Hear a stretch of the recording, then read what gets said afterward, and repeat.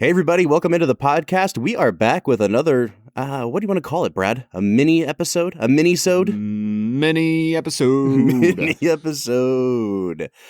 And this that is was coming it. out. Thanks for tuning in, guys. It was very mini.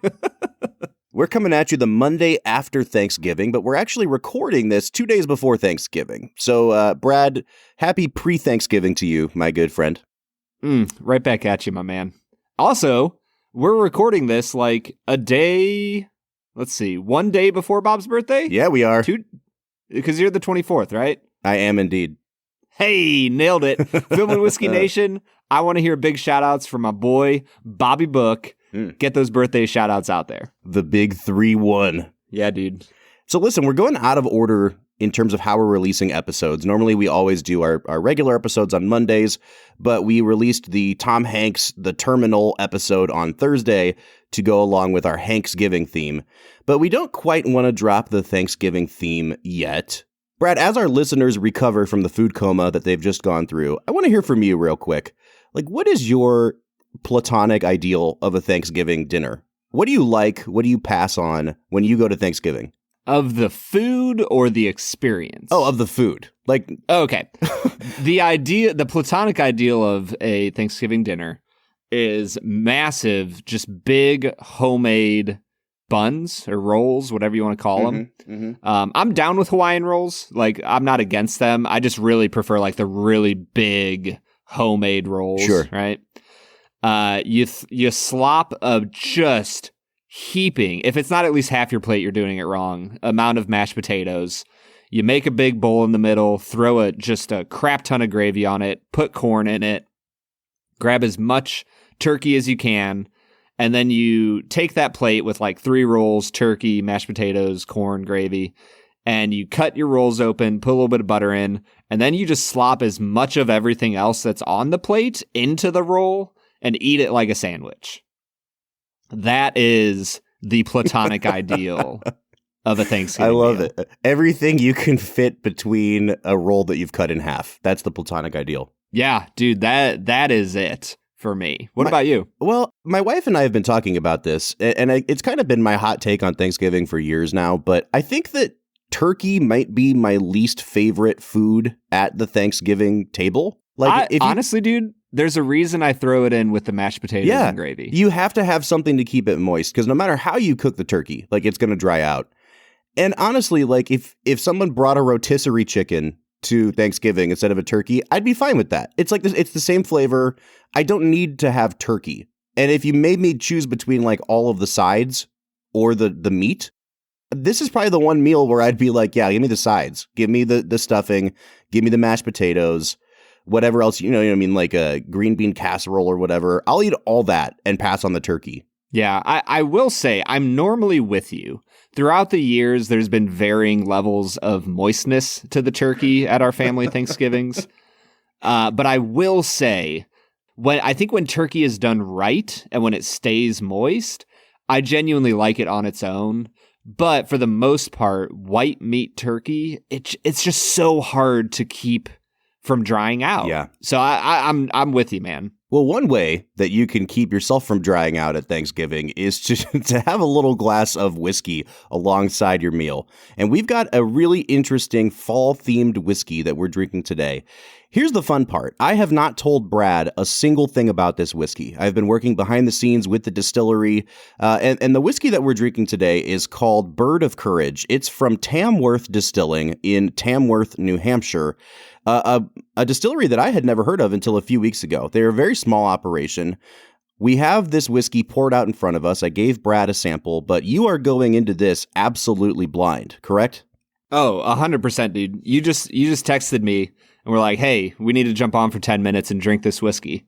And I said, all right, let's do it. That's how much I know about this whiskey. Well, we're going to go through this whiskey, Brad, and then I'm going to tell you after the fact what makes it so unique. So we've got it poured out in front of us. Brad, I want to hear your thoughts on the nose of this Bird of Courage. Now, I will tell you right before you dive in, this is a 5-year whiskey, and it's clocking in at 92 proof. Bob, do you remember years ago in the land of film and whiskey when we did an interview with the one and only Josh Larson? I sure do. What was the name of the whiskey from Chicago that we drank? So that's not a whiskey. It's like some kind of a liqueur. It's called Malort. Bob, I'm getting some strong Malort vibes here. Yeah, and I'm just going to leave it at that. I'm not going to say anything else about the nose. All right, so the first thing that I really notice here is it's really woodsy. I think that would be the word that I would use. And I understand where you're coming from with the Malort thing. No. I just hit it. It's gin. Yeah. Yeah, there's a lot of juniper here. Like it smells like pine a lot, like pine tar. Yeah. And okay, I think I can get it down a little more with it now that I've like placed it. That it just smells like gin. It absolutely does smell like gin. And I get some notes of like sage and thyme. It really smells like woodsy herbs to me. Yeah, I'm with you, dude. It has just a very fresh, like walking through the forest right after a rain type of feel to it. Like if you just grabbed a bunch of pine needles and shoved them up your nose, that's kind of what I'm getting here. Underneath that, though, I get a little bit of like a saline kind of, almost like a, I don't know, how would you describe this? Not like gravy, but there's definitely like some sort of savoriness going on here too. Yeah, did they take like a packet of McCormick brown gravy mix and throw it in the barrel? It sounds like you are not a fan of this so far, Brad, but we're going to go ahead and give it a sip. I want to hear what you think of the taste here. Yeah, I mean, before I get into the taste, I don't care for gin a ton. Mm-hmm. So that is I'm outing myself right now. But let's give it a try. Well, that's interesting. Huh. I'll go first while you're sipping. Yeah. Really thin mouthfeel.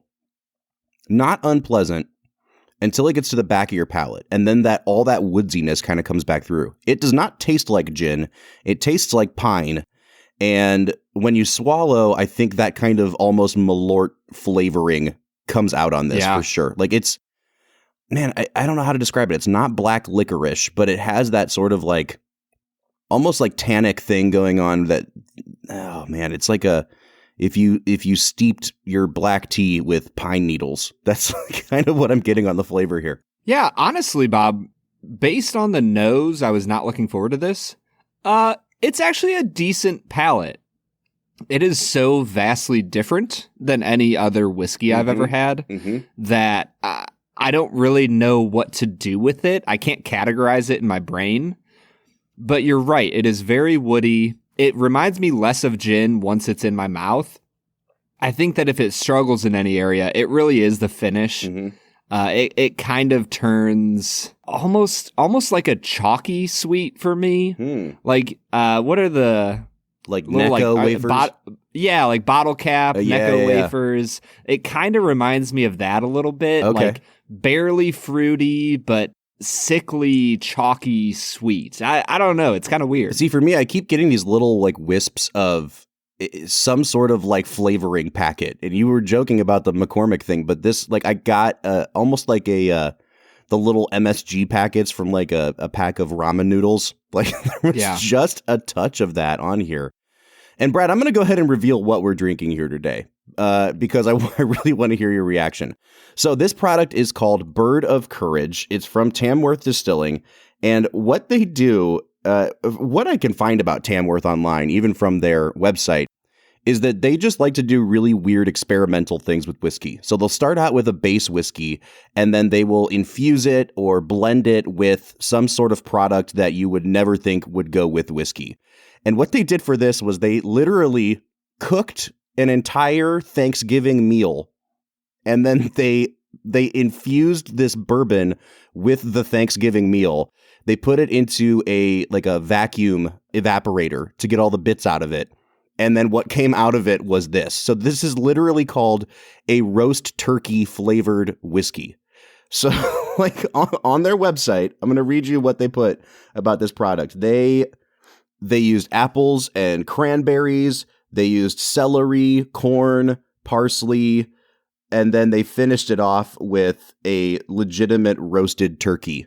And they just, I guess, dumped it all into a vat with this whiskey and kind of pulverized it a little bit, got the bits out of it, and that's what we have in the glass today. Bob, this is, at the very least, the most unique whiskey experience I have ever had and might ever have. This is so weird. I don't know how to, so I reached out to this company because they're on Instagram. They're pretty active.